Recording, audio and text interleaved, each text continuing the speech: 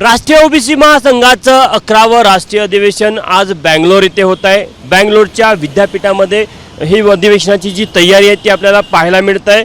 एकंदरीतच या अधिवेशनासाठी राज्याचे मुख्यमंत्री देवेंद्र फडणवीस आणि कर्नाटकचे मुख्यमंत्री डी.के. शिवकुमार हे देखील येणार असल्याचं आपल्याला पाहायला मिळतं आणि आपण बघू शकतो की बेंगलोर शहरामध्ये कशा प्रकारे दोन्ही मुख्यमंत्र्यांच्या एकत्र होर्डिंग आपल्याला पाहायला मिळत आहे। त्यामुळे निश्चितच ज्या प्रकारे काल मनोज जरांगे यांनी पत्रकार परिषद घेऊन एक प्रकारे राज्य सरकार असेल किंवा राज्य सरकारमधील वेगवेगळ्या मंत्र्यांना इशारा दिला की कुठेतरी मराठा समाजाला जे कुणबी प्रमाणपत्र दिलं जातं त्यामध्ये कसा खोडा टाकला जातो। या पार्श्वभूमीवर आता आज राष्ट्रीय ओबीसी महासंघाचं हे जे राष्ट्रीय अधिवेशन होता याकडे सर्वांचं लक्ष असणार आहे, कारण की राष्ट्रीय ओबीसी महासंघाने देखील अत्यंत आक्रमक अशी भूमिका या संपूर्ण कुणबी प्रमाणपत्राला घेतलेली आहे। राष्ट्रीय ओबीसी महासंघाची स्पष्ट भूमिका आहे की ज्या लोकांच्या वैयक्तिक नोंदी आहेत त्यांना ओबीसी प्रमाणपत्र हे मिळायलाच पाहिजे, त्यामध्ये कुठलंही दुमत नाही। मात्र जर का खोटे कागदपत्र तयार करून जर का कुणबी प्रमाणपत्र आणि ओबीसी प्रमाणपत्र मिळवलं जात असेल तर निश्चितच त्याचा विरोध केला जाईल। काल बबनराव तायवाडे यांनी सांगितलं होतं की जर का कोणी अशा प्रकारच्या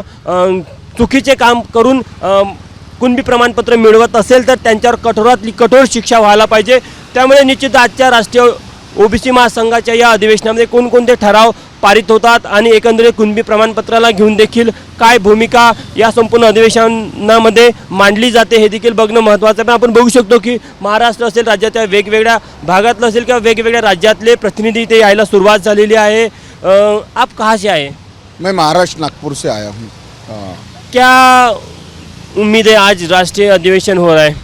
राष्ट्रीय अधिवेशन ये 11वां राष्ट्रीय अधिवेशन है हमारा, और हमें उम्मीद है कि कल ओबीसी की जो अलग अलग मांगे यहाँ पर बाकी है वो वहाँ पर पूरी की जाएंगी, क्योंकि कर्नाटक में भी ओबीसी का बहुत बड़े कल प्रॉब्लम है कि हर नेशनल कल कन्वेंशन के बाद हमारी कुछ ना कुछ मांगे मंजूर हुई है। आज का 11वां है, कल देखा गया। मराठी आती आपको? काल पाहिलं की मनोज जरांगे यांची पत्रकार परिषद झाली आणि त्यांनी जी भूमिका घेतली त्याला घेऊन ओबीसी समाजामध्ये एक भीती आहे।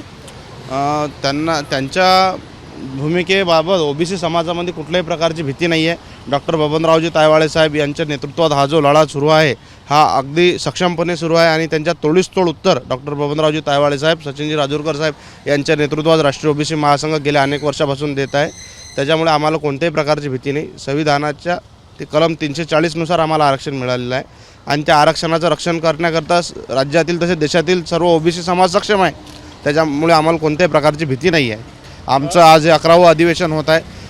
सातत्यानं जिल्हास्तरीय राज्यस्तरीय अधिवेशन आमचे होत असतात, त्याच्यामुळे आम्ही 24/7 या समाजाला जागृत ठेवत आहे। कुठेतरी जे कुणबी प्रमाणपत्र मिळवले काल पाहायला मिळालं की ते रद्द करण्यात आले होते, तरी मनोज जरांगेने आक्रमक भूमिका घेतली की मुद्दाम ते रद्द केले जाते। साहेब, ज्या अधिकाऱ्यांना संबंधित अधिकाऱ्यांना त्यावेळेस दबावापोटी प्रमाणपत्र दिले किंवा कोणत्या लोभापोटी दिले ते त्यांना माहीत आहे, परंतु संबंधित जात पडताळणी समितीने पुरावे जर ते रद्द केले असतील तर संबंधित सक्षम पुरावे सादर करून त्यांनी ते सिद्ध करून दाखवावं। आजच्या अधिवेशनात तो मुद्दा उपस्थित केला जाईल।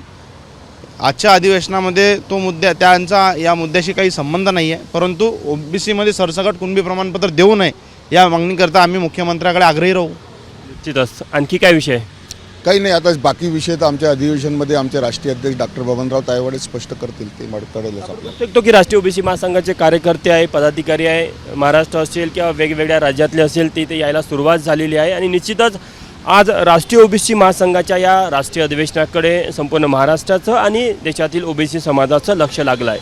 कॅमेरामॅन मिथुन आत्मनेसह तुषार कोहळे, एबीपी माझा, नागपूर।